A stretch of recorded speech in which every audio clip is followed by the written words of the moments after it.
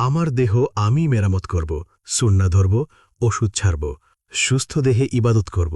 Insulin. মানুষ ভাবে এটা শুধু ডায়াবেটিসের সাথে জড়িত, কিন্তু ইনসুলিন ঠিক না থাকলে আপনার মুড ঠিক থাকবে না, মনোযোগ ঠিক থাকবে না, ধৈর্য ঠিক থাকবে না। অতিরিক্ত মিষ্টি, অতিরিক্ত ভাজা, খাবিজ খাওয়া এগুলো শুধু শরীর মোটা করে না, মস্তিষ্ককে অলস করে দেয়। অলস মস্তিষ্ক মানেই দুর্বল সিদ্ধান্ত। অলস মস্তিষ্ক মানেই শয়তানের আড্ডাখানা। এই কারণে আজকের মানুষের কাজের অভিজ্ঞতা আছে কিন্তু কাজ করে না, অ্যাকশন নাই, ইচ্ছে আছে কিন্তু শক্তি নেই। সেভাবে সে আগ্রহ হারিয়ে ফেলেছে, কিন্তু আসলে সে হরমোনাল এনার্জি হারিয়ে ফেলেছে। আপনি যদি নিজেই নিজের জীবনকে গুরুত্ব না দেন, তাহলে আপনার জীবন আপনাকে গুরুত্ব দিবে না। এটাই প্রকৃতির নিয়ম। আপনি যত বড় বড় স্বপ্নই দেখুন না কেন, দেহ যদি ভেতর থেকে সাপোর্ট না দেয়, সে স্বপ্ন কাগজেই থেকে যাবে। এই অবস্থা হঠাৎ করে আসে না, ধীরে ধীরে আসে। মানুষ বুঝতেই পারে না কখন সে দুর্বল হয়ে পড়েছে। একদিন হঠাৎ সে আয়নার সামনে দাঁড়িয়ে দেখবে সে রাগের মানুষটা আর নেই, আত্মবিশ্বাস কম, চোখে আলো নেই, কথা বলার জোর নেই। কিন্তু সুখবর একটাই, এই অবস্থা স্থায়ী না। দেহ প্রতিদিন নিজেকে ঠিক করার চেষ্টা করে। আপনি যদি একটু সাহায্য করেন, শরীর আপনাকে বহু গুণে ফেরত দিবে ইনশাআল্লাহ। খুব জটিল কিছু না, সহজ জিনিসকে মানুষ বেশি অবহেলা করে। মনে রাখবেন, আপনি কি দেহের কথা শুনবেন নাকি দেহ ভেঙে পড়ার পর শুনতে বাধ্য হবেন? কারণ যে মানুষ আগে থেকেই বুঝে যায় সে পিছিয়ে পড়ে না, আর যে দেরি করে বুঝে তাকে অনেক কিছু হারিয়ে বুঝতে হয়। এই জায়গায় এসে আমরা একটা মারাত্মক ভুল করি। আমরা ভাবি সমস্যাটা বাইরের, টাকা নেই বলে কষ্টে আছি, সুযোগ নেই বলেই পিছিয়ে আছি।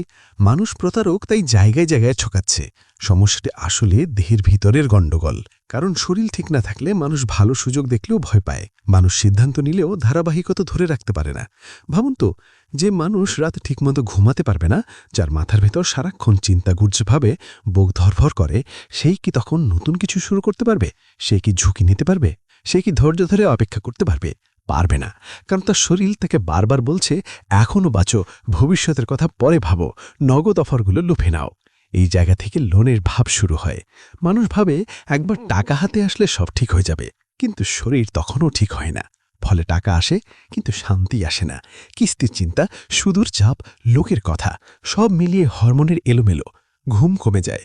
ঘুম কমলে সিদ্ধান্ত আরও খারাপ হয়। এটা এক ভয়ঙ্কর চক্র। এরকম দুর্বল মানুষের হাতে টাকা দিলেও সে শক্ত হয় না, আরও ভেঙে পড়ে। কারণ টাকার সমস্যার মূল বিষয় না, দেহটাই সমস্যার মূল কারণ। আর এখানে আসে সবচেয়ে কঠিন শর্ত। দুর্বল দেহ নিয়ে লোন নেওয়া বিপজ্জনক। কারণ মানুষ তখন হিসাব করে না, সে আশ্বাসে বিশ্বাস করে। সে আজকের আরাম দেখে আগামী জাহান্নাম দেখে না।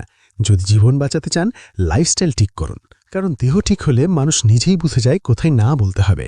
সবচেয়ে বড় কথা হলো, জীবনকে বদলাতে হলে আগে শরীরকে শান্ত করুন। শান্ত শরীর মানে পরিষ্কার চিন্তা, পরিষ্কার চিন্তা মানে সঠিক সিদ্ধান্ত, সঠিক সিদ্ধান্ত মানে ধীরে ধীরে মুক্তি।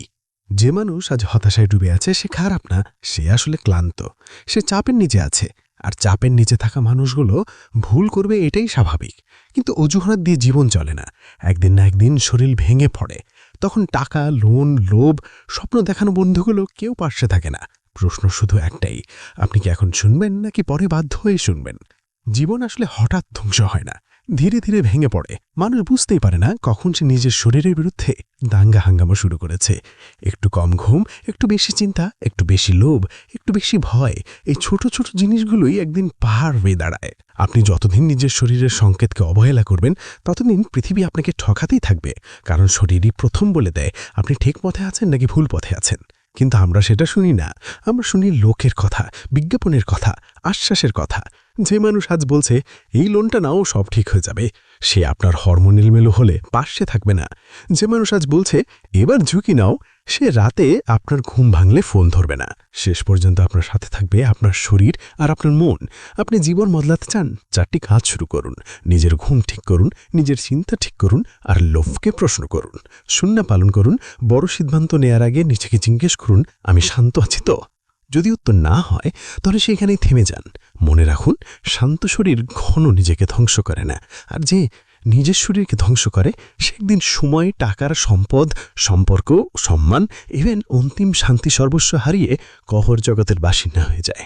আমার দেহ আমি মেরামত করব, সুন্নাহ ধরব, ওষুধ ছাড়ব, সুস্থ দেহে ইবাদত করব।